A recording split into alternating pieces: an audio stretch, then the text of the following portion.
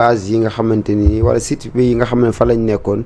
armée bu Sénégal jëlaat nañ màqaan yooyu noonu gis nañu aussi le président de la République dem na visiter site yi ni mel diwaan bu Wakaam ak feneen fa nga xamante yëpp tubaab bi fa lañ defoon seen i base déjà ñu bëri jàpp nañ ko ne ndamal Sénégal la vu que ñoom tubaab yi xëy na ñi nga xamante ni ñoom ñoo fi nekk muy le régime actuel souverainisme lañ doon woote te bokk na si itam ñi nga xamante ni ñooy base militaire yi nga xam ne fële sa tugeel lañ jóge ñëw fii nii loolee bokk na si digge yi nga xamante ni moom lañ diggoon askan mooy suñ fi ñëwee dinañ leen yóbbuwaat seen kër si jamono jooj nag cong gi bëri na lool gis nañ récemment li amoon fële diggante frontière Sénégal ak Mali daanaka même pas 2 kilomètres mais surtout aussi sortie bu Maïssa Sele Ndiaye bi nga xam ne def na ko aussi di wax que ne buñ moytuwul menace djihadisme bi nga xamante ni moo am si sous-région bi loolee Sénégal buñ moytuwul mën nañu tàbbi si musiba boogee tey lii nii nga xamante ni moo am finalement dañu war a reetaan si départu soldats yi français yi wala aussi dañu war a kontaan si li nga xamante ne nii mooy départ boobu nga xam ne waa Pastef diggoon nañ ñu ko. Bon xam nga comment dire encore on peut pas être plus royaliste que le roi. Le roi, oui. Oui, et bu loolu jàllee aussi le tigre n'a pas besoin de crier sa tigritude. Bu fekkee dans le combat panafricaniste certes. Il était inscrit dans le cadre de l'agenda que il arrivera forcément un moment boo xam ne kii troupes yu bëri danañu fi jóge mais ni ay troupes di déplacé woo noonu lay troupes di installé woo parce que nous sommes dans le cadre de la coopération au sens propre du terme. Au-delà nag nga nekk koo xam ne peut-être comme je dis souvent point contre les réactionnaires mais juste révolutionnaire. Certes bi ma gisee le président Bassirou Diomaye mu taxaw foofu suma yaram dafa daw ndax dafa am lu bari lu may fàttali. waaye man souvent comme nañ ko jëf boo gis nañ ko waxtaane moo ko waroon a jiitu d'abord parlant du Sénégal c'est vrai nous avons en fait une longue tradition quand même des fois une tradition très tumultueuse jam nañu jaa yu xaw a ñagas yenn saa yi suñu diggante France mais au-delà de tout le peuple sénégalais et le peuple tout simplement français reste ami au sens propre du terme parce que lu bare boole nañu parce que quand on parle de la langue au-delà de l'aspect peut-être colonialiste bi ku ñu bare visé woon mais c'est devenu quand même le Senghor doon wax un butin de guerre pourquoi parce que tout simplement et loolu daa waroon sax gën a consolider suñuy rapport benn instant pourquoi ñi fi jàng gën fee sori ci réew mi ñu ci bare bokk bu dee ci wàll wi ñu féete boo leen joloon tey lanu bind wala thèse ba nu bind wala fa nu toll wala livre bi janoog ñun ñu jële ko ci tubaab bi mu doon buñ ko liiree buñ ko ci jàngee danañ ko dégg mën nañ ko ci bind waaye néew na ci làkk yoo xam ne danañ ko ci mën a def xëy na suma classe gi sax mën nañoo def anglais ak yeneen ak yeneen mais am na ñu bari ci français boobu la ñu yem juste pour dire am na fu nu jaar ak France boo xam ne certes ñun ci suñu aspiration parce que bul fàtte mukk ne suñu livre de chevet c'est les fondements économiques et culturels d'un état fédéral d'Afrique noire ñu am fu nu jaar am foo xam ne foofu la ñu war a jëm ça veut dire la construction au moins ñu jeter les bases de l'état fédéral d'Afrique noire cela suppose d'abord d'assainir d'abord nos relations avec nos premiers partenaires parce que boo waxee le premier partenaire du Sénégal c'est la France qu'on le veuille ou non c'est ça la vérité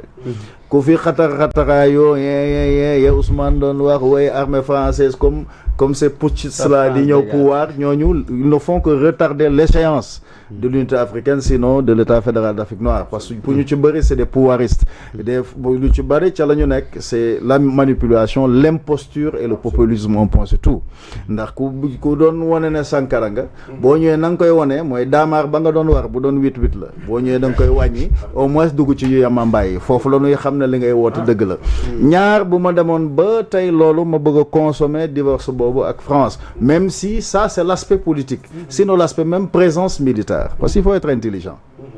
d'abord koo fi dégg muy wax Ousmane wala ñoom ñëpp koo ci gis mu nga numéro orange c'est Sonatel c'est la DGSE la direction générale du service extérieur ça veut dire c'est les renseignements français donc yow souverainisme ok parce que souverainisme mooy waxi caaxaan la mais souveraineté mooy wax ji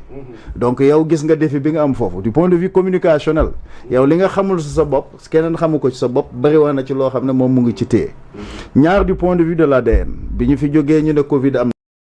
kan lañ fi defalul prélèvement ñu ci bari ñi ci mucc barewul ñu ci bari defal nañ leen ko léegi cette base de données fan la jëm ñett buñ ci jógee sunuy archive maa ngi ciy fàttaliku jamonoy Macky Sall 2016 si je me trompe président Hollande ne woon na alors dañuy fexe ñu déclassifier yu bëri pour ñu mën ca jotaat bokkoon na ci sax ñu andi woon fii jaasiwu Cheikh Oumar Foutiyou Tall Cheikh Oumar Foutiyou Tall fa mu jaar moom ci boppam jàll bu fa bàyyee jaasem tey ça veut dire ñun ñoo ko moom leg la kookoy Cerno Cernaabe waliyaa tigi mojo def te juuraaloo ji xam naa pëli dinañ ci sotti meew tuuti ndax mu neex mais juste pour dire loolu suñu richesse la ba ngay dem tey nga dem les archives de Tombouctou man bu doon man sénégalais lañ ko xamee du yii ñuy xatar Ousmane Sonko bugg ñu ko àndeek ay ministres yoo xam ne incompétent ay Birame Souleye du ay gatsa sénégalais gentleman la ñun ñu fiy jógee di dugg Amérique di dugg fu ne xam nañ ne li nu may doole dëgg ñaari mbir képp la muy la sénégalité et l'exception sénégalaise fu kenn ne ku fi ñëw doo añ sénégalais bu fa demee war naa mën a fexe ba xam ni muy def ba añ waaye du yem ci añ sax mais yaatal añ bi ci ñëpp ça veut dire quoi balaa maa divorcer avec France j'invite le président Emmanuel Macron parce que loo ko mën a bañal quand même nga gis parlant en tout cas de ce qui se dessine comme le nouvel ordre mondial nga gis ko muy jóg am position muy taxaw te position yooyu mënoon la servir parce que bu dul dara c'est un dû lu mu la amel la parce que nee naa la bu ñu fi toogee tey durant la seconde guerre mondiale Dakar était tout simplement je préfère la seconde pour ñu balaa ñu wax deuxième bu mu éventuellement troisième Dakar était tout simplement la capitale de la France on a transféré le gouvernement de Vichy à Dakar donc kooku la waroon mooy tey nga recevoir Emmanuel Macron man du ma basé kese yow rek nga ne fa finalement ça n'a pas beaucoup de sens fa mu doon amee sens nga invité tout simplement Emmanuel Macron mu ñëw nga solal ko ci sabador yi surtout ñu ngi jëm ca màggal nga bàyyilaat yi moo xam ne mu doon yàlla ku mu fëgg sa bopp nga yeewu ku mu fëgg sa bopp nga yeewu nga fexe kooku ñëw ngeen toog comme nam la waree nga am ambition tey toog ak Trump wala nga invité ko fi les grands du monde en tout cas du point de vue politique nga ñëw ngeen waxtaan surtout France da ngeen am lu ngeen sax muy archive ba ci ku tedd ki nuy wax ba ñenn ñiy tudd lu jiitu démb c'est vrai depuis le 23 décembre 2023 ñuy wax tout simplement màggal geek yeneen ja ca dem mémoire yeeg yooyu di wax tout simplement du point de vue culturel le patrimoine que ça représente ba ñii fi nekk tey di ci insister muy lu am solo mais loolu la ko jiital nañ ko jëf boo gis nañ ko waxtaanee ce que je veux juste dire xëy na béy weegul mbuus parce que peut-être il n'est pas trop tard mais je pense que bàyyanteeg France ne da ngay bàyyante souverainisme loolu populisme la gën a nuru pourquoi parce que tout simplement sa numéro puce sànni woo ko ñaar bu loolu jàllee say archive yow sa bopp jotagoo ci lenn ñett yow sa réserve CFA ci boppam sax am na ku ci tëdd yow jotaguloo ci kon kooku objectivement bu ngeen demoon bay divorce à l'amiable la war a doon parce que surtout fi ñu toll nii ak fi ñu jëm ndax bu ñu demee ba am benn discours bu bëgg a dégager waat am na loo xam kenn du ko tudd bu ma kenn matale li may wax bàyyi rek ma junj am na loo xam bu commencé dessiné wu tey nga jël ay troupes yu mel nii ñoo xam ne que balaa ñoo dem lépp lu ñu am comme matériel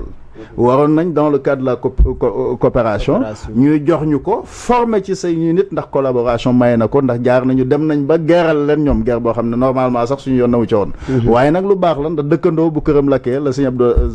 Dabakh Malick doon wax boo ko jàppale mu lakk mën naa taal sa kër donc histoire boole nañu la gënoon a doon yëfi sénégalais mooy tey te dem du ma ci tay di ko wax peut-être le calendrier va le permettre président Bassirou Diomaye Faye au-delà du président mon frère Bassirou Diomaye Ousmane mu dépassionné mbir mi au-delà du premier ministre mon frère Ousmane nga xam ne France ce qui nous lie c'est d'abord l'histoire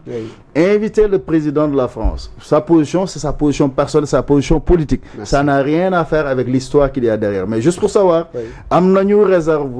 xaalis ak yeneen ak garantie bi nga xam ne du point de vue du marché mondial tey am nañ ko dans le cadre de l'euro la waroon mooy déjà base boobu pour nga mun ko jëfandikoo potentiellement et exponentiellement ni mu waree il va falloir une certaine coopération dañ weesoogul nga invité tey le président Macron mu ñëw pourquoi pas fii pourquoi pas nga dugal ko dans les îles du Sine Saloum mais nuy waale mbokk yeeg ñëpp sim naa fogole mais surtout nga fexe en tout cas ba ñun du point de vue stratégique suñu plateforme pétrolière yi ñuy am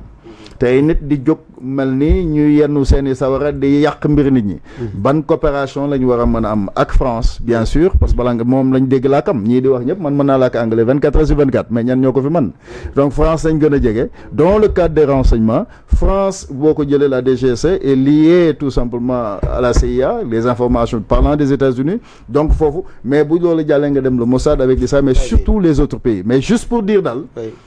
de récupérer base bi c'est une très bonne chose. La ma bëggoon mooy dama mel ni ñu ngi ci yoon boobu mu jox ko état-major parce que c'est stratégique surtout ci accès ci géej gi ak mën a def intervention boo bëgg a def à partir de d'ici, mais surtout ñu dem dans le sens xam ne souverainisme amul sens, slogan vide la et creux. Li ñu soxla mooy souveraineté nag day andi plus ou moins entre guillemets mooy le sëriñ bi doon wax. bu ne màggal génn jëm nañ ko ci sant yàlla bu ñu xeeb ginaar maanaam xeebu ci ginaar yéemu ci gileem. Cela veut dire la souveraineté, ça veut dire diggante gileem ba ci ginaar nous devons en avoir suffisamment et les conditions doivent être réunies parce que les CNTP, les conditions normales de température de pression, mais surtout ñu wagar sunu bopp xam ne ñun li ñu dooleel c'est la diplomatie. Diplomatie nag loolu mooy frein Ousmane Sonko bu wax ne la waroon mooy déjà mu bañoon a jël poste premier ministre, mais comme yàlla dogal na jël na ko ba fii la war fi mu toll nii mooy mu décharger wu quand même ñu xool quelqu'un de plus performant mu jël une bonne équipe wala moom bu fekkee ne il pense qu'il peut toujours relever le défi mu changer cette équipe qui ne gagne pas, bénéficier tout simplement de l'appel à candidature, mën a woo Sénégalais yi compétents à travers le monde ñun ñëpp ñu ànd te liggéey te parce que comme je dis nous avons un contrat de 5 ans. Moi j'aimerais pas que tey ñu naan ñu ngay échouer parce que pour dire une chose ma tëjata bu ma dëgg la dëgg bu nu boole dëgg ñu boole ndax lu nu mën a bokk dëgg ci gën waaye tey bu ñu ne Senghor